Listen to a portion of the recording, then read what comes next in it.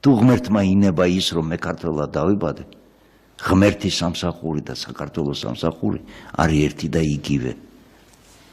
და მე ეს მინდა, რომ გაიგოს მოსახლეობამ, არაფერი ჩვენ არ აგვაქვს, არც ვინმეზე სათხოვარი, არც ვინმეზე ხელებში საყურებელი.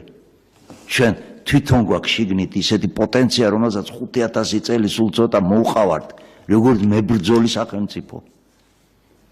და ვინც არ უნდა ეცადოს დღეს ამის სარწმუნოებას, მაინც ვერ გააკეთებს ამას.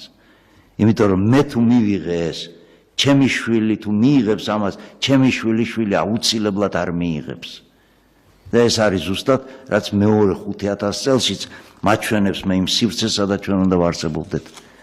მაგრამ ხო შეგვიძლია ეს გზა გაუვიოლოთ ჩვენ შვილიშვილებს. რა თქმა უნდა. ამიტომ მე არ ვიცი ვინ აგებს